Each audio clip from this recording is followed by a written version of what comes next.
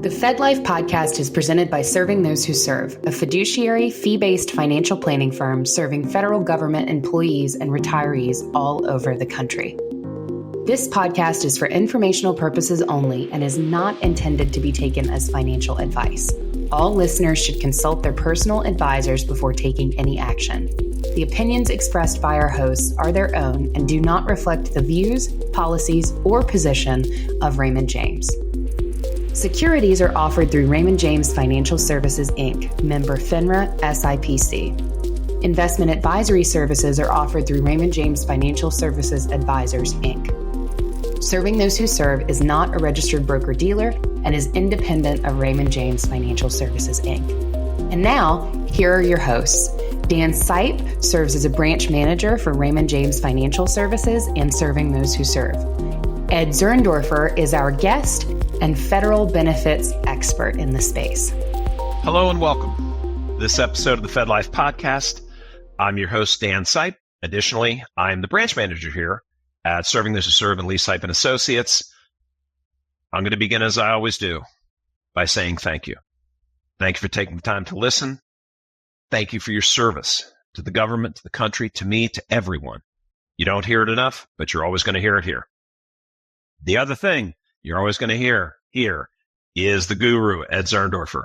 It's back once again as part of our ongoing mission to reach, teach, and serve you, the career civilian Fed. If you're a regular, you know that we follow Ed's Fed Zone articles to give us one more way that we can reach and teach. So if you're new, be sure to head over to the Fed Zone, and that's fed-zone.com, and grab Ed's article because it makes for a great companion of this. Ed, you have given us a great two-parter here, and that's military credit service rules for federal retirement. Tons of questions, tons of misconceptions around this. So I'm so excited that you wrote that article. And, you know, in the first one, we're going to focus in this first, we're going to do this a two-parter, folks. So this first one is going to focus on the rules. And then the second one, we'll dive into deposits and how you make them. So Ed, let's dive into part one. So right out of the chute, you begin telling us about a whole bunch of important dates like 1957, 1960, 1961, 1982. So set the stage here. Give us some background. Okay, Dan. When a federal employee enters federal service, and initially that federal employee, now new federal employee, previously served in the military, active duty in the military, is given the opportunity to make a deposit for that time that they on active duty they were in the uniformed services, different branches of the military, and in so doing, they'll get credit for their civilian retirement. That is, for working for the federal government. I'm saying that because while they served in the military, they were not paying into any civilian retirement system. So therefore, they would not get credit for any part for serving the military for federal purposes unless they make what's called a deposit. So we're going to talk about what that deposit is, and we're also going to be discussing why it's so important that they make that deposit. It's not that much money, as we'll find out. And my experience has been, whatever deposit they make, the amount of it, they will get that money back within a few years after they retire. Got it. So let's talk about those dates that matter. Yes. There are some very important dates with respect to federal military deposits. The first important date is January the 1st, 1957.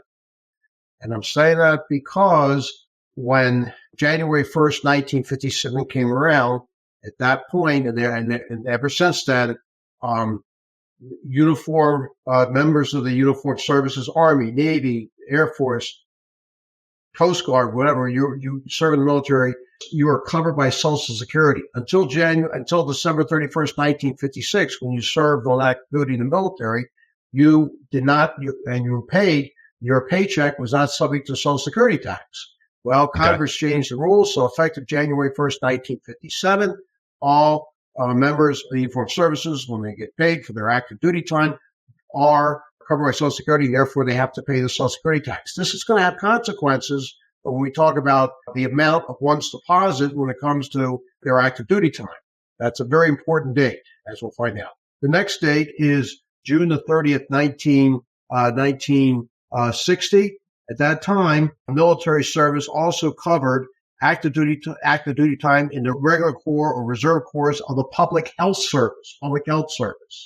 And Sure. then on June 30th, 1961, Dan, military service also included employees who were commissioned officers of the National Oceanic and Atmospheric Administration, NOAA.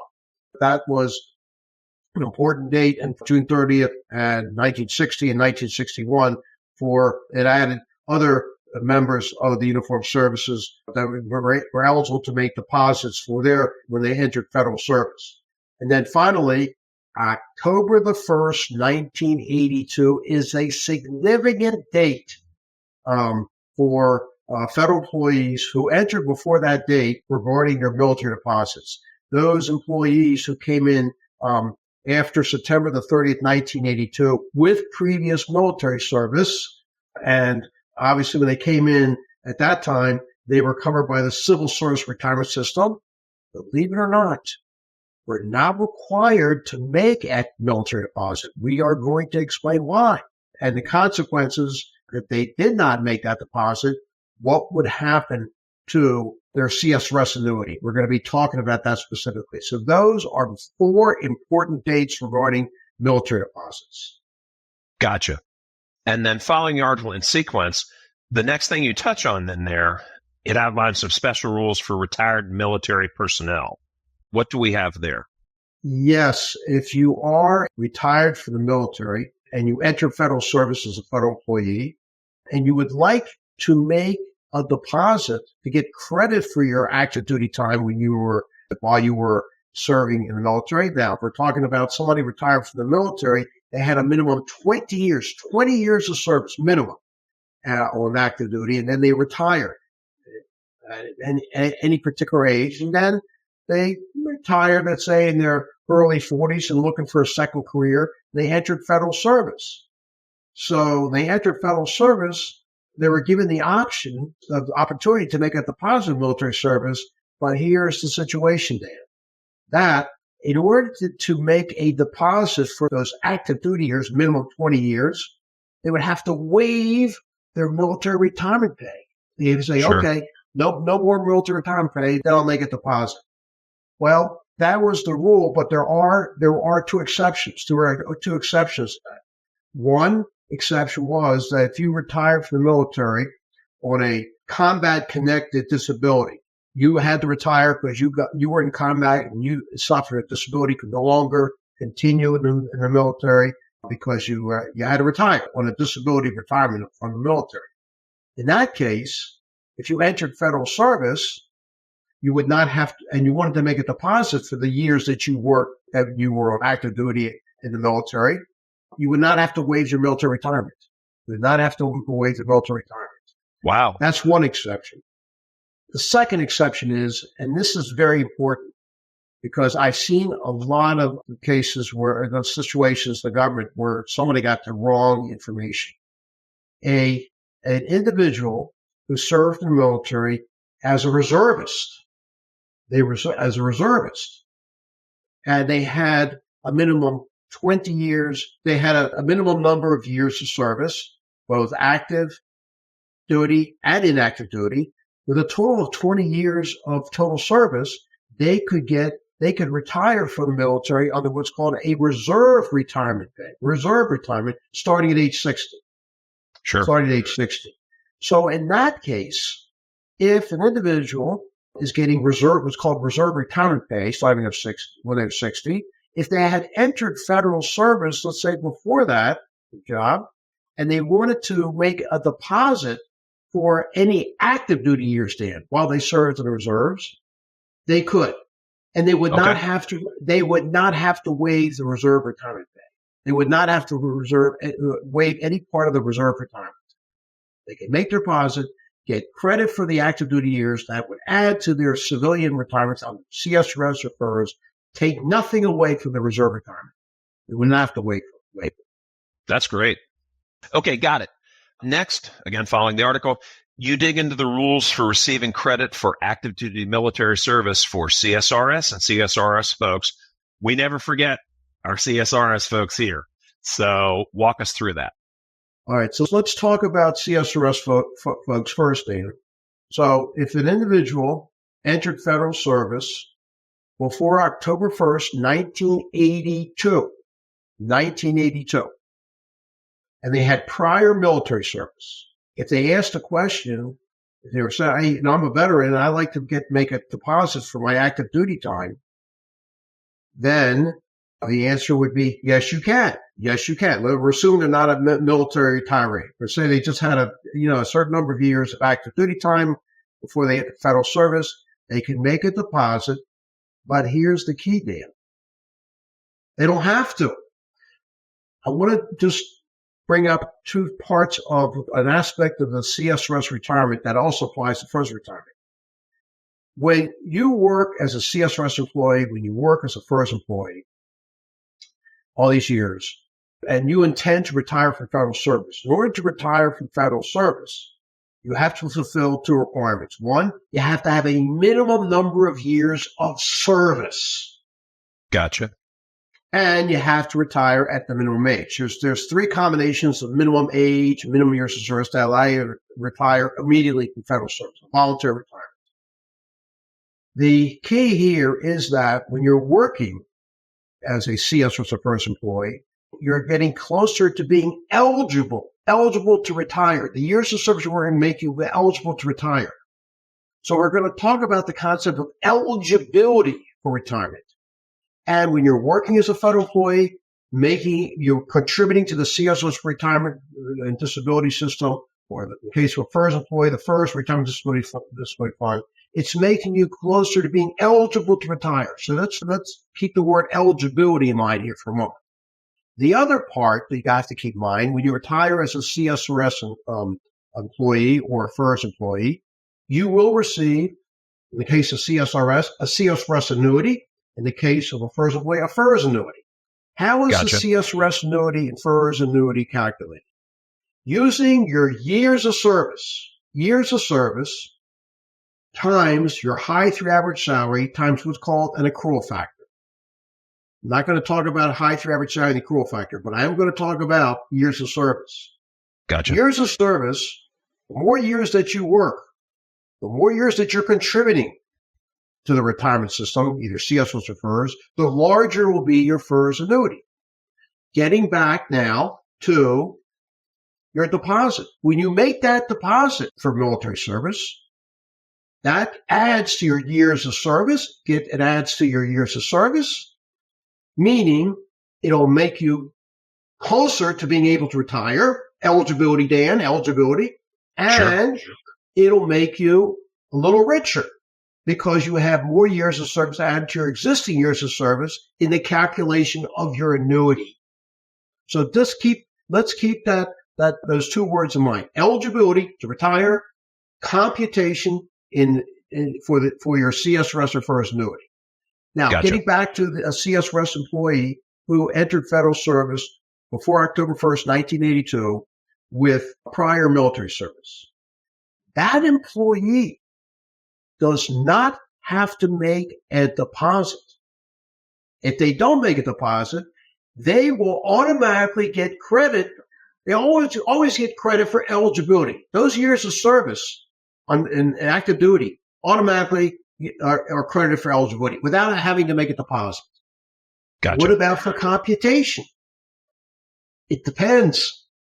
Depends on what? It depends whether they're going to be fully insured under Social Security. Remember, we said that starting January 1st, 1957, all members of the military who were active were covered by Social Security.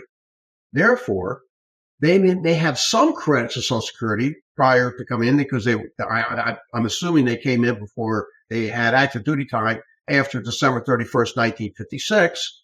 Sure. But that being said, they did not have to make a deposit for their military service for eligibility.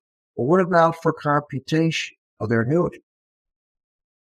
It comes down to a simple fact that when they retire, if they're not fully insured, they're not fully insured. They don't have 40 credits of Social Security in. That's what fully insured means. At the time they retire, they're still going to get credit in the computation of their annuity, but they're not done yet.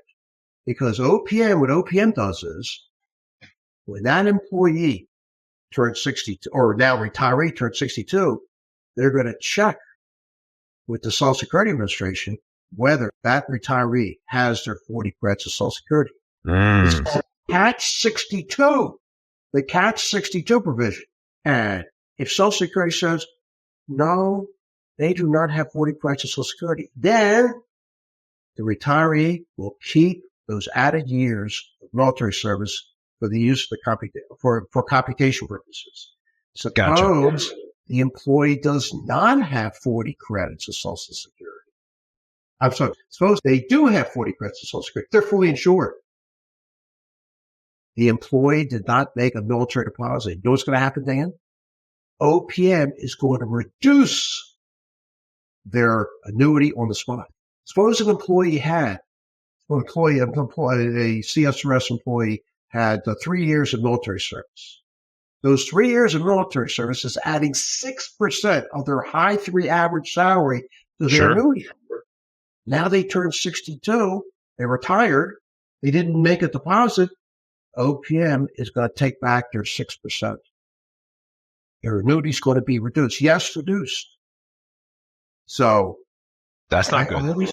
I always tell retiring CSRS employees that when you retire, if you have less than 40 credits of Social Security, you didn't make that deposit, don't get your 40th credit of Social Security. You want to get it. You want to get your Social Security check, and the earliest that would be age 62. That's it. You can't get your Social Security check.